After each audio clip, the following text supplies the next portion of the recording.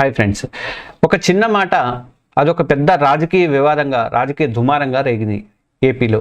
అధికారం కోల్పోయి కొద్ది నెలలు కూడా గడవకముందే మాజీ సీఎం వైఎస్ జగన్మోహన్ రెడ్డి తన మాటలతోనే ప్రత్యర్థులకు పదునైనటువంటి ఆయుధాలు అందిస్తున్నట్లుగా మనకి అర్థమవుతుంది. ఎందుకంటే తిరుమల పరకామణి కేసును ప్రస్తావించి అధికార కూటమి చేతిలో జగన్ ఎందుకు ఇరుక్కున్నారు, అసలు జగన్ ఏమన్నారు, దాని పర్యవసనాలు ఏంటి, ఈ మొత్తం వివాదం అనుకున్నటువంటి అసలు కథ ఏంటనేది ఇప్పుడు వివరంగా చూద్దాము. అసలు ఏంటి ఈ పరకామణి కేసు అంటే, ఏపీలో రాజకీయ దుమారాన్ని అర్థం చేసుకోవాలంటే ముందుగా మనం ఈ పరకామణి కేసు ఏంటో తెలుసుకోవాలి. తిరుమల శ్రీవారి భక్తులు హుండీలో వేసేటువంటి కానుకలు లెక్కించే అత్యంత పవిత్రమైన ప్రదేశమే ఈ పరకామణి.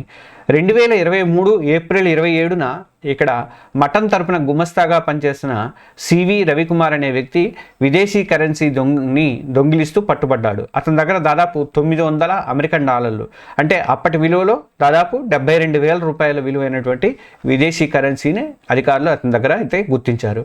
అయితే ఇది బయటికి కనిపించింది ఇది ఒక్కటి మాత్రమే. ఈ విచారణలో రవికుమార్ చాలా కాలంగా ఇలా విదేశీ కరెన్సీని దొంగిలిస్తూ కోట్లల్లో ఆస్తులు కూడబెట్టాడనే ఆరోపణలు అప్పట్లో సంచలనం రేపినాయి. ఈ కేసులో అత్యంత వివాదాస్పదమైన మలుపు తిప్పింది ఏంటంటే, కోట్లాది రూపాయల దొంగతనం ఆరోపణలు ఎదుర్కొంటున్న వ్యక్తిపై కేవలం 72,000 రూపాయల సంబంధించినటువంటి చోరీగానే కేసు నమోదు చేశారు. ఆ తర్వాత లోక్ అదాలత్తో రాజీ కుదురు చేసుకొని కుదుర్చుకోవడం అనే దాని మీద ఆరోపణలు అయితే వచ్చినాయి. ఇక దీనికి బదులు ఆ వ్యక్తి దాదాపు 14 కోట్ల రూపాయలు ఉన్నటువంటి తన ఆస్తుల్ని ప్రాయశ్చిత్తంగా టీటీడీకి గిఫ్ట్గా ఇచ్చాడు, గిఫ్ట్ డీట్ రాసిచ్చాడని, దాంతో కేసును రాజీ చేసి మూసేశారని అప్పట్లో కథనాలు అయితే వెలువడ్డాయి. అయితే వైసీపీ ప్రభుత్వంలో హయాంలో జరిగినటువంటి ఈ సెటిల్మెంట్ వ్యవహారం మీద అప్పట్లో విమర్శలు వచ్చినా ఆ వివాదం అనేది తర్వాత సద్దుమణిగింది. అయితే రాష్ట్రంలో ఇప్పుడు ప్రభుత్వం మారింది, కూటమి ప్రభుత్వం వచ్చింది.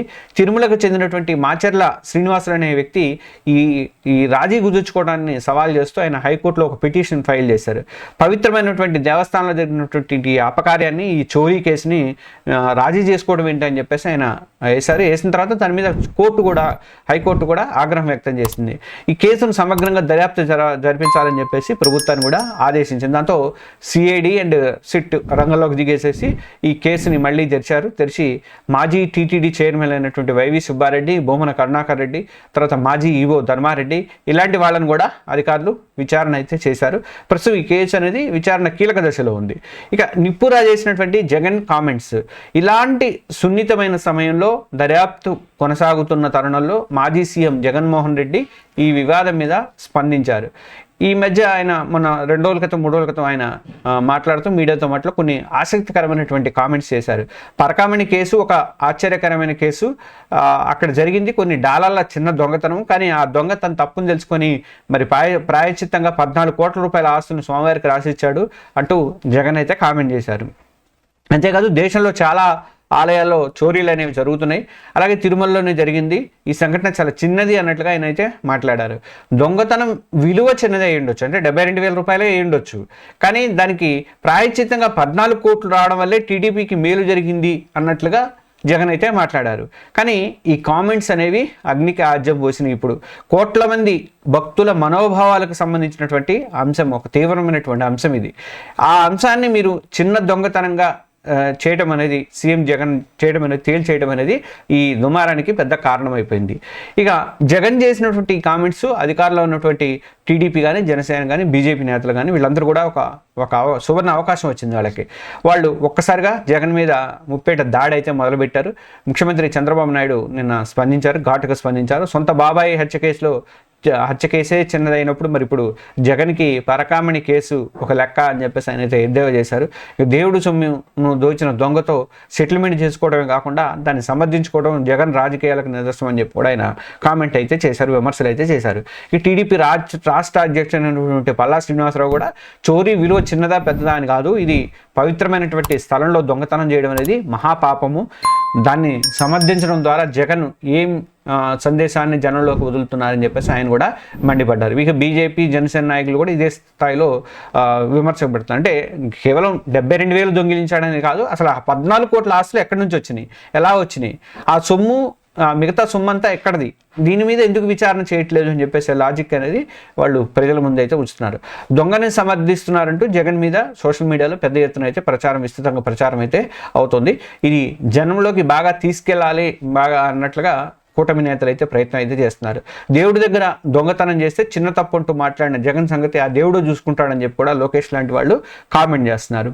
ఇక అసలు జగన్ ఎందుకు ఇలాంటి కామెంట్స్ చేశారు, ఇది వ్యూహాత్మక తప్పిదమా లేక అనాలోచితంగా అన్నమాట, దీని రాజకీయ విశ్లేషకులు రకరకాలుగా చూస్తున్నారు. ఒక వాదన ప్రకారం ఏంటంటే తన హయాంలో జరిగినటువంటి ఈ కేసు రాజీ వ్యవహారాన్ని దాన్ని కొంచెం సమర్థించుకోవడానికి ప్రయత్నం చేస్తూ తను తక్కువ చేసే, చూడండి దొంగతనం జరిగింది కానీ దానివల్ల టీటీడీకి నష్టం రాకుండా మేము 14 కోట్లు రికవరీ చేసి రాబట్టాము అని చెప్పుకోవడం ద్వారా తమ ప్రభుత్వం ఎలాంటి తప్పు చేయలేదు అని చెప్పేసి ఆయన జనంలోకి వెళ్ళాలని చెప్పేసి అనుకున్నారు, నిరూపించుకునే ప్రయత్నం అయితే చేశారు అక్కడ. ఈ క్రమంలో ఆయన వాడినటువంటి చిన్న దొంగతనం అనే పదమే చాలా ఈ మొత్తం వ్యవహారాన్ని కూడా చాలా తేలిగ్గా చేసినట్లుగా అనిపించింది. దాంతో భక్తుల మనోభావాలు కూడా దెబ్బతీసింది. ఇంకా మరో వాదన ప్రకారం అధికారం కోల్పోయిన తర్వాత కూటమి ప్రభుత్వాన్ని ఇరుకుని పెట్టాలనే ఆతురతో జగన్ పూర్తి వివరాలు తెలుసుకోకుండా ఈ కామెంట్ చేసి ఉంటారా అని చెప్పేసి కొంతమంది అంటున్నారు. సిఐడి దర్యాప్తు లోతుగా వెళ్తున్న టైంలో కేసులో సున్నితత్వాన్ని అర్థం చేసుకోవాలి కదా, ఏదో విమర్శలు ప్రతి విమర్శలు కాకుండా అనవసరంగా కామెంట్ చేయడం వల్ల ఇప్పుడు వైసీపీఏ అనవసరంగా డిఫెన్స్లో పడిపోయే పరిస్థితికి వచ్చిందని చెప్పేసి అంటున్నారు. ఈ కామెంట్లు పార్టీలోనే అంతర్గతంగా అసంతృప్తి కూడా వ్యక్తం అవుతున్నట్టు తెలుస్తుంది. అనవసరంగా ఈ అంశాన్ని కెలికి కూటమికి ఒక ఆయుధం మేము ఇచ్చాము అని చెప్పేసి కొందరు వైసీపీ నేతలు కూడా వాళ్ళ సంభాషణలో మాట్లాడుకుంటున్నట్టు వాపోతున్నట్లు కూడా సమాచారం. ఈ విశ్లేషణ మీద మీ అభిప్రాయం ఏంటి? జగన్ వ్యాఖ్యలు వ్యూహాత్మక తప్పిదమని మీరు అనుకుంటున్నారా? మీ ఆలోచనలు కింద కామెంట్స్ విభాగంలో తప్పక పంచుకోండి. ఇక పరకామణి కేసులో అయితే సిఐడి దర్యాప్తు అయితే కొనసాగుతుంది. ప్రస్తుతం ఇది కీలక దశలో ఉంది. ఈ విచారణ తర్వాత హైకోర్టుకు వాళ్ళు నివేదిక ఇస్తారు. నివేదికలో ఉన్నటువంటి అంశాల ఆధారంగా మరి హైకోర్టు ఎలాంటి కఠినమైనటువంటి ఆదేశాలు ఇస్తుందనేది చూడాలి. ఇది వైసీపీకి మాత్రం రాజకీయంగా మరింత ఇబ్బందికరంగా మారే అవకాశాలు అయితే ఉన్నాయి. ముఖ్యంగా లోక్ అదాలత్తో రాజీ కూర్చుకోవడం అనేది చాలా దారుణం. అది దాని వెనక ఎవరున్నారు, ఈ 14 కోట్ల ఆస్తుల గిఫ్ట్ డీడ్ వెనక అసలు కథ ఏంటి అనే ప్రశ్నలు దొరికితే, సమాధానాలు దొరికితే ఈ కేసులో మరిన్ని పెద్ద తలకాయలు బయటపడే అవకాశం ఉందంటారు. 14 కోట్లతో ఆగిందా లేదా ఇంకేమైనా ఎక్స్ట్రా ఉన్నాయా, ఆయన దగ్గర ఏమైనా ఎక్స్ట్రా ఉన్నాయా అనేది కూడా మనకు తెలుస్తుంది.